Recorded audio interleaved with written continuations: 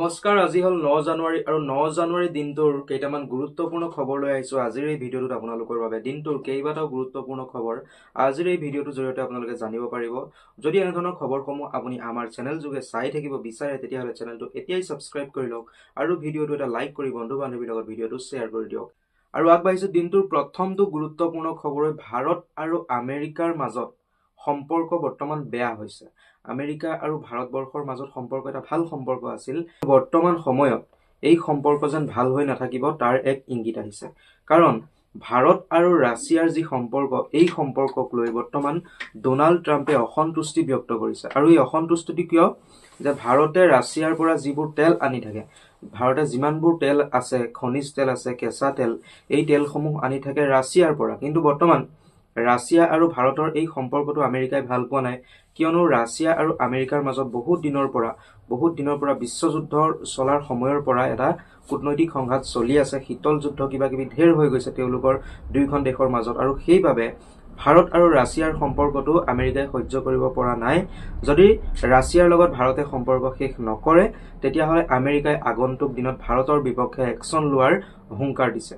আৰু ইয়াৰ পৰিণতি কি হয় কোনেও গম নাপায়, কাৰণ এইটো এটা বিশ্ব ৰাজনীতিৰ কথা। আৰু ভাৰত আৰু ৰাছিয়াৰ যদি সম্পৰ্কটো শেষ নহয়, সম্পৰ্ক যদি এনেধৰণে চলি থাকে, তেতিয়াহ'লে ভাৰতৰ পৰা যিমানবোৰ বস্তু আমেৰিকালৈ যায়, এই বস্তুবোৰৰ ওপৰত আমেৰিকাই এক্সট্ৰা 500% কৰ লগোৱাৰ কথাও হুংকাৰ দিছে। আৰু এইবাৰ জুবিন গাৰ্গৰ হত্যাকাণ্ডৰ কেছটোক লৈ পাৰ্থপ্ৰতিম গোস্বামী, জুবিন গাৰ্গৰ যি বাদ্যশিল্পী আছিলে, তেখেতে এক বিস্ফোৰক মন্তব্য কৰিছে। তেখেতে কৈছে যে দুখন বিচনাত দুজন ৰোগী আছে, এজন ৰোগীৰ ওচৰত 5জন চিকিৎসক আছে আৰু আনজন ৰোগীৰ ওচৰত এজনো চিকিৎসক নাই। গতিকে সেই ৰোগীজন নিশ্চয় মৰিবই। এতিয়া সিদ্ধাৰ্থ শ্যামকানুহঁতে বাহিৰৰ পৰা উকিল আনি যুঁজিবলৈ লৈছে। গতিকে জুবিন গাৰ্গৰ যে ন্যায় হ'ব সেইটো খুব আশাটো কম। আৰু সেই বুলি মন্তব্য কৰিছে তেখেত জুবিন গাৰ্গৰ খুব নিকটতম এগৰাকী বাদ্যশিল্পী আছিলে পাৰ্থপ্ৰতিম গোস্বামী। তেখেতে এই ধৰণৰ মন্তব্য কৰিছে বৰ্তমান যে জুবিন গাৰ্গে ন্যায় পাব, যে তাক লৈ আশাটো খুব কম আছে। কাৰণ বৰ্তমান বাহিৰৰ পৰা উকিল আনি সিদ্ধাৰ্থ শ্যামকানু এইবোৰে যুঁজিবলৈ লৈছে জুবিন গাৰ্গৰ বিপক্ষে। যি জুবিন গাৰ্গে কলকাতাৰ আধা বাঙালী বুলি কৈছিল, সেই জুবিন গাৰ্গৰ বিপক্ষে এতিয়া কলকাতাৰ পৰা উকিল আহি জুবিন গাৰ্গৰ কেছটো যুঁজিব। গতিকে এই ক্ষেত্ৰতেই এনেধৰণৰ মন্তব্য তেখেতে আগবঢ়াইছে। তেখেতৰ মনৰ কিছুমান আৱেগ তেখেতে প্ৰকাশ কৰিছে। যদি আপুনি বিজেপি চৰকাৰক ভোট নিদিয়ে তেতিয়াহ'লে আপোনালোকৰ নাম ভোটৰ লিষ্টৰ পৰা কাটি দিয়া হ'ব পাৰে। বিজেপিক ভোট দিব লাগিব। যদি বিজেপিক ভোট নিদিয়ে তেতিয়াহ'লে আপোনালোকৰ নাম ভোটাৰ তালিকাৰ পৰা কৰ্তন কৰা হ'ব। আৰু এই মন্তব্য কৰিছে অখিল গগৈয়ে। অখিল গগৈয়ে কৈছে যে বিজেপিক যদি ভোট নিদিয়ে তেতিয়াহ'লে ৰাজ্যৰ লাখ লাখ লোকৰ নাম ভোটাৰ তালিকাৰ পৰা কৰ্তন কৰা হ'ব। আৰু 60টা সমষ্টিত লাখ লাখ লোকৰ নাম কৰ্তন কৰা হ'ব বুলি তেখেতে বিস্ফোৰক মন্তব্য কৰিছে। আৰু এই নাম কৰ্তনৰ দায়িত্ব দিয়া হৈছে মন্ত্ৰী অশোক সিংঘলক। অসম চৰকাৰে এই দায়িত্ব অৰ্পণ কৰিছে মন্ত্ৰী অশোক সিংঘলক, লাখ লাখ মানুহৰ নাম ভোটৰ তালিকাৰ পৰা কৰ্তন কৰিবলৈ। আৰু এই বিস্ফোৰক মন্তব্য কৰিছে বিধায়ক অখিল গগৈয়ে। আৰু চাওঁতে কেইদিনমান পিছতে মাঘৰ বিহু আহি পাব। কিন্তু এইবাৰ মাঘৰ বিহুক লৈ কিছুমান বিশেষ SOP দিছে অসম চৰকাৰৰ তৰফৰ পৰা। অসম চৰকাৰৰ মীন বিভাগৰ তৰফৰ পৰা ৰাজ্যৰ বিভিন্ন জিলাসমূহৰ উপায়ুক্তসমূহলৈ এক কাৰা নিৰ্দেশনা জাৰি কৰা হৈছে। কিহৰ নিৰ্দেশনা? কাৰণ উৰুকাৰ বজাৰত মাছৰ দাম খুব বেলেগ ধৰণে বৃদ্ধি হোৱা দেখা যায়। বেপাৰীবোৰে নিজৰ মন মৰ্জি হিচাপত মাছৰ দামসমূহ বৃদ্ধি কৰা দেখিবলৈ পোৱা যায়। ডাঙৰ মাছ হ'লেই ডাঙৰ দাম কৰি দিয়া যায়, সৰু মাছ হ'লেও তাৰ দামটো বহুত বেছি বঢ়াই দিয়া যায়। আৰু বেপাৰীয়ে নিজৰ ইচ্ছামতে সেইবোৰ কৰে, তাত কোনো ধৰণৰ নিয়ন্ত্ৰণ নাথাকে। কিন্তু এইবাৰৰ পৰা এইবাৰ ভোগালী বিহু আহি আছে, তাৰ উৰুকাত যাতে মাছ বেপাৰী সমূহে নিজৰ মন মৰ্জি মতে তাৰ দাম বঢ়াব নোৱাৰে, যিকোনো মাছৰ দাম যিকোনো দাম দিব নোৱাৰে, গ্ৰাহকক যাতে লুণ্ঠন চলাব নোৱাৰে, তাৰ বাবে মীন বিভাগে এক ব্যৱস্থা হাতত লৈছে। ৰাজ্যৰ প্ৰত্যেকখন জিলাৰ DC সমূহক অৰ্ডাৰ দিছে যে প্ৰত্যেক মাছ বজাৰসমূহত যাতে তেওঁলোকে কাঢ়া নজৰ ৰাখে। আৰু সেই যিসমূহ মাছ বেপাৰী আছে, মাছ বেপাৰীসমূহক যাতে তেওঁলোকে দি দিয়ে যে দামৰ এখন লিষ্ট দিবলৈ তেওঁলোকক সকীয়াই দিছে। কোনটো মাছৰ কিমান দাম হ'ব, প্ৰতি কিলোত কিমান দাম হ'ব, এনেধৰণৰ এখন তালিকা প্ৰস্তুত কৰি দিব। আৰু সেই তালিকা অনুযায়ী প্ৰত্যেকবিধ মাছৰ বিপৰীতে দাম নিৰ্ধাৰণ কৰি দিয়া হ'ব। আৰু সেই দামৰ বিপৰীতে আপোনালোকে মাছ ক্ৰয় কৰিব পাৰিব। এতিয়াৰ পৰা আপোনালোকক বজাৰত আৰু মাছ বেপাৰীয়ে ঠগিব নোৱাৰে। আপোনালোকে যদি বজাৰত যায় তেতিয়াহ'লে বহুত বেছিকৈ দাম ভৰি সেই মাছবোৰ কিনিবলগীয়া হয়, বিহুৰ বজাৰত বিশেষকৈ। এতিয়াৰ পৰা আৰু সেইটো নহ'ব চাগে।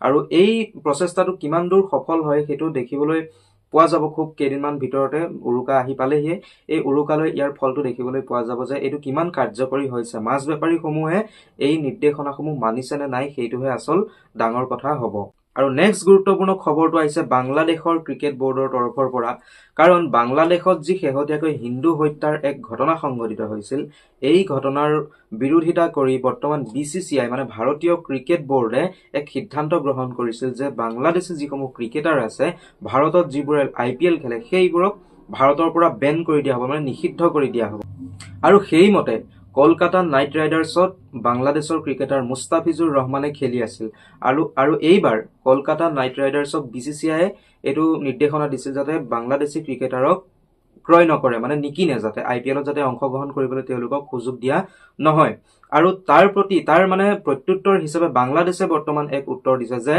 যি আগন্তুক T20 বিশ্বকাপ ভাৰতত হ'বলৈ গৈ আছে এই T20 বিশ্বকাপ খেলিবলৈ ভাৰতলৈ বাংলাদেশৰ ক্ৰিকেটাৰসকল নাহে মানে T20 ৱৰ্ল্ড কাপ যি হ'বলৈ গৈ আছে অহা 7 ফেব্ৰুৱাৰী তাৰিখৰ পৰা ভাৰতত T20 বিশ্বকাপৰ খেল হ'বলৈ গৈ আছে আৰু বিশ্বকাপ খেল যিহেতু তাত বাংলাদেশ আহিবই লাগিব খেলিবলৈ আৰু বাংলাদেশ এই বিশ্বকাপত নাহো বুলি কৈছে যে এই খেলখন যিখন খেল ভাৰতত হ'ব লগা আছে যিসমূহ বাংলাদেশৰ মেচ ভাৰতত হ'ব লগা আছে এই মেচসমূহ শ্ৰীলংকালৈ স্থানান্তৰ কৰিবলৈ বাংলাদেশে ICC মানে বিশ্ব ক্ৰিকেট সংস্থাক অনুৰোধ জনাইছে আৰু সেই অনুৰোধ ICC ৰক্ষা কৰিছে T20 বিশ্বকাপ শ্ৰীলংকাত খেলিব কিন্তু যি বিশ্বকাপ আছে যি আমাৰ ICC বিশ্বকাপ আছে সেই বিশ্বকাপ যেতিয়া হ'ব তেতিয়া বাংলাদেশ কিন্তু ভাৰতলৈ খেলিবলৈ আহিবই লাগিব আৰু সেই বুলি কাৰা নিৰ্দেশ দিছে ICCয়ে যে T20 খন বাৰু ভাৰতত নেখেলে নাই বাংলাদেশৰ ক্ৰিকেটাৰসকলৰ সুৰক্ষাৰ বাবে T20 খন ভাৰতত নেখেলে নাই কিন্তু যিখন ৱৰ্ল্ড কাপ আছে সেই ৱৰ্ল্ড কাপ খেলিবলৈ বাংলাদেশৰ প্লেয়াৰসকল ভাৰতলৈ আহিবই লাগিব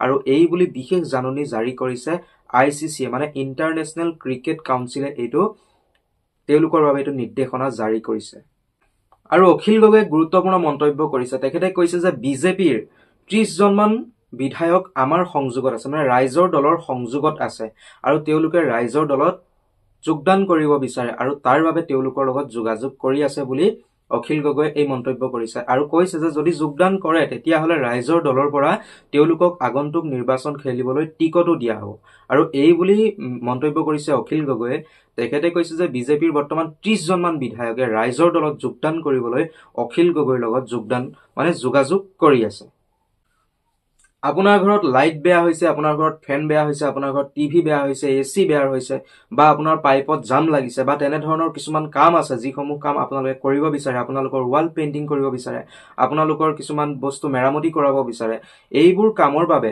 এতিয়াৰ পৰা আৰু আপুনি মিস্ত্ৰী বিচাৰি থকাৰ কোনো প্ৰয়োজন নাই কাকো আপোনালোকে গৈ তেল মাৰি থাকিব নালাগে যে মোৰ ঘৰত এইটো কাম কৰিব লাগে সেইটো কাম কৰিব লাগে বুলি আপোনালোকে মিস্ত্ৰী বিচাৰি হাবাথৰি খাব নালাগে কাৰণ মানস ৰবিনৰ তৰফৰ পৰা এটা নতুন এপছ লঞ্চ কৰা হৈছে অসমত যিটো এপছৰ নাম হ'ল ৰবিন আৰ্মি আৰু এই ৰবিন আৰ্মি এপটোৰ জৰিয়তে আপোনালোকে ঘৰতে বহি ফ্লিপকাৰ্ট এমেজন আদিত যেনে ধৰণে আপোনালোকে বস্তু বুক কৰে আপোনালোকে ওলা উবেৰ যেনে ধৰণে অনলাইন মাধ্যমেৰে বুক কৰে তেনে ধৰণে আপোনালোকে এই এপছটোৰ জৰিয়তে এই মানুহবোৰ আপোনালোকে বিচাৰিব পাৰিব সেইবোৰ আপোনালোকে বুকিং কৰিব পাৰিব আপোনালোকৰ ইলেক্ট্ৰিকেল কিবা এটা কাম কৰিব লগা আছে আপোনালোকৰ এটা লাইট বনাব লগা আছে ফেন যদি আপোনালোকৰ ঠিক কৰিব লগা আছে তেতিয়াহ'লে ইলেক্ট্ৰিচিয়ান বিচাৰি আপোনালোকে আৰু হাবাথৰি খাব নালাগে মাত্ৰ আপোনালোকে ওপেন কৰিব লাগিব ৰবিন আৰ্মি নামৰ এপছটো আৰু এই এপছটো ওপেন কৰাৰ পাছতে আপোনালোকে তাত আপোনালোকৰ নিৰ্দিষ্ট লোকেশ্যন যিসমূহ ডিটেইলছ আছে এইসমূহ ফিল আপ কৰি আপোনালোকে সাৰ্চ কৰিব পাৰিব আপোনাৰ নিকটতম যিসমূহ ইলেক্ট্ৰিচিয়ান আছে বা প্লাম্বাৰ যদি আপোনালোকে পাইপৰ কাম কৰাব বিচাৰে প্লাম্বাৰ বিচাৰিব পাৰিব আপোনালোকে যদি ৰঙৰ কাম